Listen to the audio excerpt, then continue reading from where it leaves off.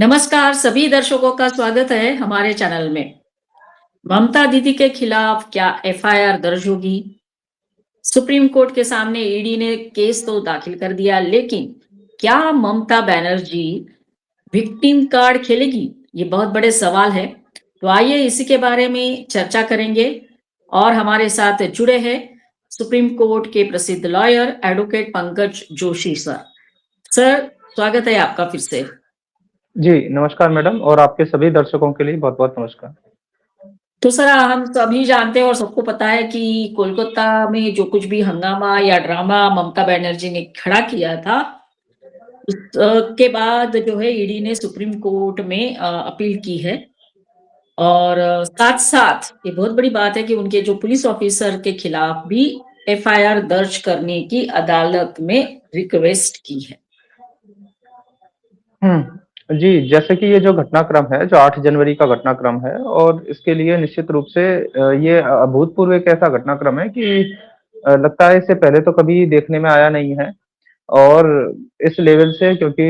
जिस तरह से अभी मीडिया रिपोर्टों में जो आ रहा है कि वेस्ट बंगाल सीएम ममता बनर्जी ने जिस तरह से ये इतना बड़ा इंटरवीन किया है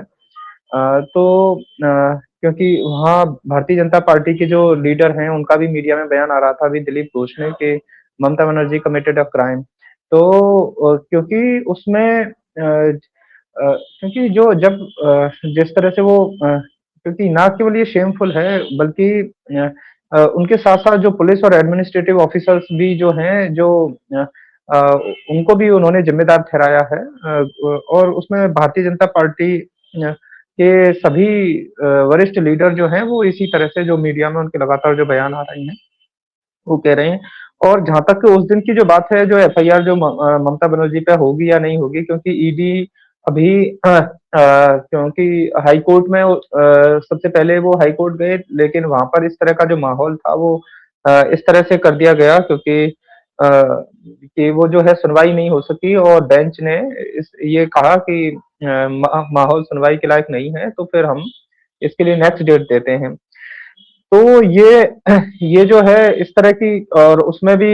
आ रहा है कि जो वहाँ के जो पॉलिटिकल जो लोग हैं, उसमें व्हाट्सएप पे जिस तरह से और वो कैम्पेनिंग की गई कि आप कोर्ट पहुँचिए और इस तरह से माहौल, तो ये सारी चीज़ें हैं अभी आगे इन सब के लिए भी ममता बनर्जी और उनकी पार्ट और उनको जवाब देना होगा कि किस तरह से आगे वो जो है इसमें आगे आगे बढ़ेंगी क्योंकि अब ये क्योंकि चुनाव भी निश्चित तौर पर नज़दीक है, तो चुनाव का भी माहौल है, तो उसमें भी देखना होगा कि किस तरह से फिलहाल तो क्योंकि ममता बनर्जी खुद मौके पे गई हैं, तो और जो जाँच जो है उसमें चूँकि उन्होंने इंटरवीन किया है, तो निश्चित तौर पे तो उनके खिलाफ भी यही बात कही है कि वो जाएँ और तो इसमें इसमें जो ममता बनर्जी हैं, साथ-साथ उनके जो पुलिस के ऑफिसर हैं उस स्टेट के सीनियर पुलिस ऑफिसर हैं, चाहे उसमें डीजीपी हैं, चाहे उसमें वहाँ के कोलकाता के पुलिस कमिश्नर हैं। तो उन सभी के खिलाफ जिस तरह से ईडी ने ये अपील की है कि क्योंकि फेयर इन्वेस्टिगेशन जो है उसमें डीजीपी और कोलकाता पुलिस के जो कमिश्नर हैं, उन्होंने भी जो है एक तरह से क्योंकि जब वो जो सर्च कर रहे थे वो एक लॉफुल एक सर्च कर रहे थे जो पीए और उसके जो पीएमएलए लॉ का जो अंडर सेक्शन 17 है उसके तहत वो वहां पर सर्च कर रहे थे और आईपैक जो कंपनी है उसके जो को फाउंडर प्रतीक जैन है उनके पास लगभग 20 करोड़ की जो उनको एक लीड मिली है और उसके जो सबूत थे उसके उसके लिए वो वहां पर गए हुए थे और वहां पर जाने के बाद ईडी जिस तरह से अपने उसमें जांच में लगे हुए थे तो वो जो डिजिटल डिवाइसेस और डॉक्यूमेंट्स जो थे वो उन्होंने फोर्सिबली स्नैच करे तो जो एक पॉलिटिकल कंसल्टेंसी जो फर्म है आईपैक वो निश्चित तौर पे वो ममता बनर्जी के लिए काम करती है और उसमें देख अब इसमें जो लीगल इश्यूज जो कोर्ट में आएंगे वो यही आएंगे कि वो किस तरह से ममता बनर्जी इस बात को सिद्ध कर पाएंगी क्योंकि मीडिया में जो आ रहा है वो ये कह रही है कि मैं एक पार्टी के मुखिया के नाते गई हूँ ना कि मैं एक मुख्यमंत्री के नाते गई हूँ तो यहीं पर फिर ये सारी पेचीदगी आएंगी कि आप मुख्यमंत्री के नाते नहीं गई हैं, तो डीजीपी और सभी वरिष्ठ अधिकारी क्या कर रहे थे, आप उसके तौर पर तो आपको एक एसएचओ भी वहां पर होता तो वो इनफ था। तो अब उसमें ये क्योंकि ईडी ने भी इस बात को सुप्रीम कोर्ट में कहा है कि हाई कोर्ट में हम वहां पर सुनवाई नहीं कर सके, तो उन्होंने अब सुप्रीम कोर्ट में कहा है, क्योंकि अगर किसी राज्य का मुखिया इस तरह से निरंकुश हो जाएगा और वो एकदम से कहेगा कि यहाँ पर आप कोई सर्च नहीं कर सकते हैं, तो ये ईडी तो ईडी ने भी अपने उसमें जो सुप्रीम कोर्ट का आर्टिकल 32 के तहत जो रिट पिटीशन उन्होंने फाइल की है, तो उन्होंने उसमें भी आर्टिकल 14, 21 और 22 का हवाला देते हुए कहा है कि हम अगर फेयर इन्वेस्टिगेशन नहीं करेंगे तो हमारा जो राइट्स हैं उनका हनन होगा। तो अब इसमें चूंकि खुद जो वहां के सीएम हैं उनका एक तरह से दखलंदाजी हुई है, तो उन्होंने सीबीआई जांच की मांग की है, डिमांड की है, और आगे सुप्रीम कोर्ट डिसीजन लेगा कि किस तरह से उसमें आगे जो है वो कार्रवाई लेनी चाहिए। Yes sir. तो सर ममता बनर्जी जो है वो दो एंगल से बात कर रही है। एक तो वो मुख्यमंत्री के नाते बोलती है और फिर कभी-कभी बोलती है कि मैं तो बस एक सामान्य लीडर हूँ या फिर तृणमूल कांग्रेस की लीडर हूँ। तो क्योंकि सर एसआईआर मामले में भी वो बोल रही थी कि मैं सुप्रीम कोर्ट जाऊंगी लेकिन मुख्यमंत्री के तौर पर नहीं जाऊंगी, एक नागरिक के रूप में जाऊंगी। और अभी भी यही बोल रही है कि मैं तो कार्यालय में गई थी, वो आईपैक के ऑफिस में गई थी, तो तृणमूल कांग्रेस के नेता के नाते गई थी। तो ये जो दोहरा व्यक्तिमत्व है या फिर दोहरी बातें हैं, इसका फायदा बीजेपी को होगा या नुकसान होगा सर? अ, अ, देखिए,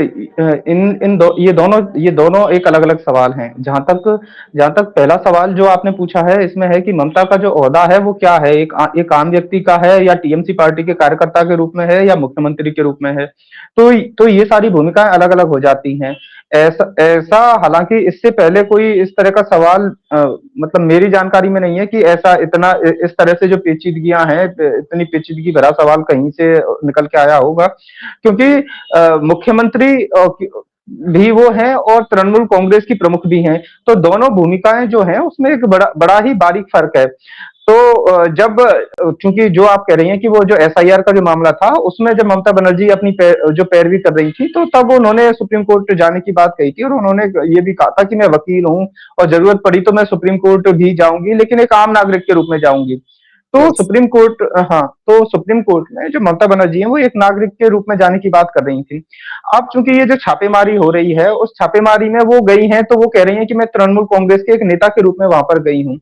तो अब यही होगा कि सुप्रीम कोर्ट के लिए तो वो कह रही थी कि मैं परमिशन लेकर वहां पर जाऊंगी और सुप्रीम कोर्ट में जाऊंगी, तो लेकिन अब जब ये ईडी की रेड हो रही है, तो क्या वहां पर उन्होंने किसकी परमिशन ली है? क्या क्या वहां के सीएम की परमिशन ली है? अब सीएम कौन है? तो क्या वो खुद से परमिशन ले रही हैं, या और वो खुद परमिशन ले रही हैं,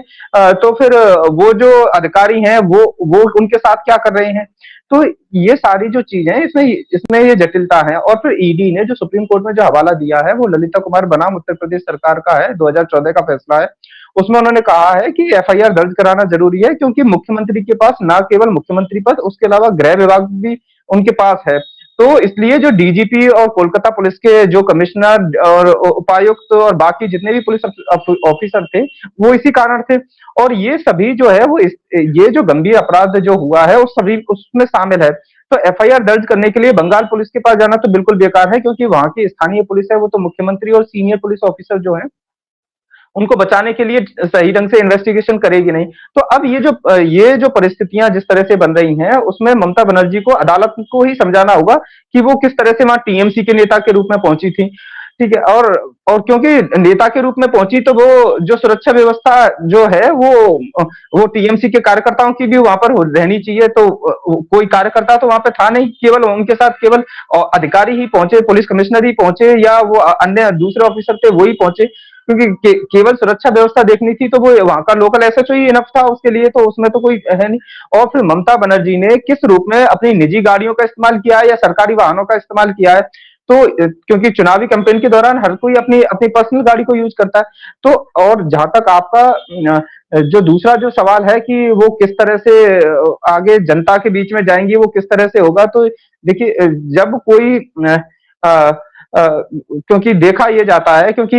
ईडी ने ये कहा है, ईडी का कहना यह है कि अगर कोई अपराध होता है तो अपराध करने के बाद में मुख्यमंत्री और उनके कहने पर पुलिस अधिकारी जो होते हैं वो केंद्रीय जांच एजेंसियां और उनके अफसरों के खिलाफ कई एफआईआर दर्ज कर देते हैं। तो उसका मकसद जो होता है वो केवल साफ साफ है कि जिससे वो अधिकारी जो है वो डर जाएं और कोई इन्वेस्टिगेशन या कोई जांच करने की हिम्मत ना जुटाएं। ठीक है, तो सुप्रीम कोर्ट अगर अगर ईडी की इन सारी दलीलों से अगर वो सहमत हुआ तो निश्चित तौर पे ममता बनर्जी जी के खिलाफ एफआईआर दर्ज होगी और उसी हिसाब से जो कार्रवाई है फिर वो आगे होगी। और उसमें अगर इस तरह से नामजद अगर एफआईआर हुई तो निश्चित तौर पर वहां जो राजनीति है उसके एक अलग समीकरण बनेंगे। अगर गिरफ्तारी हो गई तो फिर चाहे अरविंद केजरीवाल जी का जो जिस तरह से चुनाव से पहले गिरफ्तारी हुई तो उसमें वो तो जेल चले गए थे और अपना जो पार्टी का ओहदा है वो कर रहे थे। तो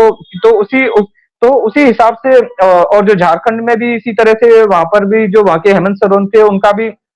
इसी तरह से हुआ था, लेकिन लेकिन उन्होंने रिजाइन दे दिया था। तो ये जो सारी चीजें हैं, क्योंकि दिल्ली और झारखंड के दोनों के चुनाव नतीजे अलग अलग हैं, तो तो किस तरह से आगे जो है वो देखने को मिलेगा, वो तो जनता ही तय करेगी चुनाव में जब जाएंगे कि इसका क्या समीकरण है। फिलहाल तो यही कह सकते हैं कि ये जो है, क्योंकि ईडी के काम में किस तरह से हस्तक्षेप किया और हाईकोर्ट में किस तरह से दबाव जिस तरह से उन्होंने बनाया गया, क्योंकि उसमें पार्टी के कार्यकर्ताओं का प्रभाव था और जो एक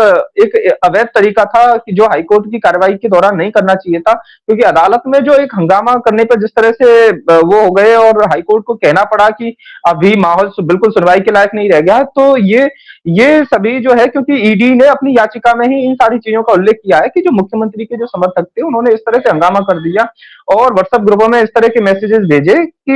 और कि उनको बड़ी संख्या में अदालत में बुलाया गया। तो ये सारे जो सबूत हैं इनको ममता बनर्जी जी किस तरह से जुटा पाएंगी, तो ये सारी चीजें हैं। क्योंकि आईपैक जो है उसके खिलाफ अगर कोई कार्रवाई है वो टीएमसी पे तो कोई कार्रवाई है नहीं, वो तो एक कंपनी है। अगर जो कोलकाता में जो छापेमारी हुई है वो और भी अदर स्टेटों में जो भी मनी लॉन्ड्रिंग जो अपराध हो रहा है उसके तहत जो एक कोल स्मगलिंग जो थी जो लगभग 2742 करोड़ के जो घोटाले से संबंधित थी और उसमें इतने बड़े लेवल पे वो है। और उसी में जो प्रतीक जैन जो है उनके घर पे जो तलाशी हुई और उसमें जो भी आपराधिक लेन देन के सबूत हैं ये किसी तरह से, तो उसमें उसकी उस रिट में माननीय उसमें ईडी जांच एजेंसी ईडी ने यही कहा है कि किसी भी तरह से किसी राजनीतिक दल है तो उसकी गतिविधियों से ये इस तरह का हमारा कोई लेना देना नहीं है, ये केवल एक जो क्राइम हुआ है केवल हम वहीं तक सीमित थे। अब और अब ये किस तरह से क्योंकि ममता बनर्जी क्योंकि वेस्ट बंगाल गवर्नमेंट जो है उन्होंने भी अपनी सुप्रीम कोर्ट में कैविएट दाखिल की है कि उन्हें भी अपना जो पक्ष है वो सुनने को मिले। तो लेकिन वहां पर उन्हें भी एविडेंस पेश करने होंगे, ऐसा नहीं है कि वो फिर उसके बाद तो इस समय सुप्रीम कोर्ट जो है वो ये तय करेगा। और जहां तक जो अदालत जो है जो जनता की अदालत है वो तो सबसे बड़ी अदालत है। आप कानून की अदालत में कुछ भी ऊपर नीचे करते रहिए, लेकिन जनता आपको किस तरह से आपको लेगी और इन सारी चीजों को किस तरह से लेगी, तो ये भी जल्दी ही रिजल्टों में फिर देखने को फिर इसका मिलेगा, क्योंकि परिणाम जो है क्योंकि जनता कहीं ना कहीं एरोगेंस को नहीं चाहती है इस तरह के। लेकिन सर वहाँ बंगाल की हिस्ट्री तो यही दर्शाती है कि जो लीडर एरोगेंट होता है या प्रेशर बनाता है जनता के ऊपर, तो जनता बेचारी फिर उन्हीं को वोट देकर आती है या फिर वो वोट देने बाहर नहीं निकलती है या फिर उनको बताया जाता है कि आपको इनको ही वोट करना चाहिए। तो ये सारी टैक्टिक्स जो है ममता बनर्जी लास्ट 2 इलेक्शन में भी देखा हमने किस तरह से उन्होंने काम किया, मारपीट हुई, हिंसा भड़की थी। तो क्या सर ये हम समझे कि एक प्रकार से ममता बनर्जी पूरा दबाव बनाना चाहती है, जो जुडिशरी सिस्टम में भी देखा हाई कोर्ट ने मना कर दिया उस दिन, अभी कल है 14 तारीख को हियरिंग, और जनता को भी एक तरह से वो डराना चाहती है कि मैं पावरफुल हूं और मैं कुछ भी कर सकती हूँ। देखिए, जो जो पिछला जो विधानसभा का चुनाव था 2021 का, जो पश्चिम बंगाल में हुआ था, उसमें भी नंदीग्राम की जो घटना हुई थी, जिसमें और उसके बाद उन्होंने जिस तरह से जो वो पैर का अपने उनके पैर में फिर उसके बाद वो जो प्लास्टर लगा के फिर वो व्हील चेयर पे आके और उन्होंने फिर सारी रैलियां की और उसी तरह से एक इमोशनल जो चीज थी वो जनता से एक जुड़ने की कोशिश की। अब देख अब ये तो वहां की जो बंगाल की जनता है वो ये तय करेगी कि उनकी उन्हें किस तरह से जाना है, कि रूल ऑफ लॉ के साथ जाना है, कॉन्स्टिट्यूशन के साथ जाना है, या अगर भारत सरकार और केंद्र और स्टेट की मशीनरी में कहीं भी जो है वो आपस में जो टकराव है उसी को बढ़ाते हुए चलना है, क्योंकि ये जो विचारधारा थी ये कहीं ना कहीं कम्युनिस्टों की विचारधारा थी और वामपंथियों की थी। अब उस पैटर्न को बढ़ाते हुए ममता बनर्जी इस तरह से आगे जो है वो कर रही हैं, तो इसका निश्चित तौर पे अब ये तो जनता तय करेगी कि इसका क्या होता है। भारतीय जनता पार्टी ने तो इस चीज के ये जो इंटरफेरेंस किया है ईडी रेड का, निश्चित तौर पे उन्होंने तो अपना पॉलिटिकल मूवमेंट आगे बढ़ाते हुए कहा है कि इस तरह क्योंकि इस तरह से उन्हें नहीं करना चाहिए, तो निश्चित तौर पर राजनीति तो होगी ही। Yes sir. तो सर एक तरह से क्या हम ये सोचे कि अभी जो चुनाव होंगे उनके आने वाले दिनों में, वो कितने फेयर होंगे सर कि क्योंकि तो ये तो सब कंट्रोल कर ले, ये पुलिस कंट्रोल कर लेती है, ये कंट्रोल कर लेती है। तो सर हम फेयर इलेक्शन की बात करते हैं तो कितना हमको लगता है कि हो पाएगा, या फिर सर ऐसा ना हो कि राष्ट्रपति शासन में चुनाव हो जाए। देखिए, इसके लिए तो भारतीय जनता पार्टी के वरिष्ठ नेता रविशंकर प्रसाद जी ने भी बड़ी इसमें प्रेस कॉन्फ्रेंस की और उन्होंने इन सारी चीजों को हवाला दिया, और वहाँ की राज्य के भी जो वरिष्ठ भारतीय जनता पार्टी के नेता हैं शुभेंदु अधिकारी, उन्होंने भी इन सारी चीजों का उल्लेख करते हुए कहा है कि पुलिस की प्रेजेंस में जो है किस तरह से क्योंकि ये सारी चीजें हैं, और तो ये एक निश्चित तौर पे जो उस स्टेट का जो माहौल है वो निश्चित तौर पे पूरा जो क्योंकि पुलिस सिस्टम जो है वो वेस्ट बंगाल का वो एक तरह से चीफ मिनिस्टर के हाथों के उसमें एक टूल बन के रह गया है। तो उसका जो है वो मिसयूज एक जिस तरह से हो रहा है वो अनकॉन्स्टिट्यूशनल और अनडेमोक्रेटिक है। और और आगे ये माननीय कोर्ट तय करेगी और संविधान के वरिष्ठ लोग तय करेंगे कि इसमें राज्य जो है, राज्य निश्चित तौर पे, क्योंकि राज्य में अगर इस तरह से माहौल होता है तो उसका कहीं ना कहीं अपराधी फायदा उठाते हैं। तो ये जो है इसकी जो है निश्चित तौर पे हमारा यही मानना है कि अगर राज्य मशीनरी सही से काम करे और उसका कोऑर्डिनेशन केंद्र के साथ हो तो ही जो आम जनता के साथ जो है वो समझ को ज्यादा बेहतर सुविधाएं मिल पाती हैं। और अगर इस तरह से माहौल रहेगा तो निश्चित तौर पर वो राज्य के लिए ही बड़ा खराब रहेगा। Yes sir. तो सर आने वाले दिनों में अभी पता चलेगा, क्योंकि कल हाई कोर्ट में हियरिंग है और सुप्रीम कोर्ट में भी होगी अभी हियरिंग। लेकिन एक बात तो बिल्कुल तय है सर कि कानून के कोर्ट में ममता बनर्जी के साथ क्या होता है, क्या निर्णय आता है, वो तो हम नहीं बोल सकते। लेकिन इतना जरूर है कि जनता की अदालत में उनका हिसाब अगर हो की बात करते हैं तो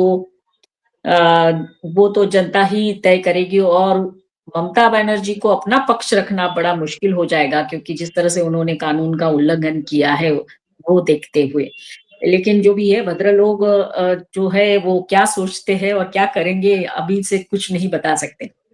anyway sir, thank you very much, आप हमारे साथ जुड़े, और हम अपेक्षा करते हैं कि कानून अपनी कार्रवाई जरूर करेगा ताकि लोगों का विश्वास बना रहे। धन्यवाद सर वंस अगेन। और सभी दर्शकों को कहेंगे हमारा ये वीडियो जरूर देखिए, लाइक करिए, कमेंट करिए, शेयर करिए और चैनल को सब्सक्राइब करते रहिए। जय हिंद सर, वंदे मातरम। जी, आपने मुझे समय दिया इसके लिए भी आपका बहुत बहुत धन्यवाद। जय हिंद, वंदे मातरम।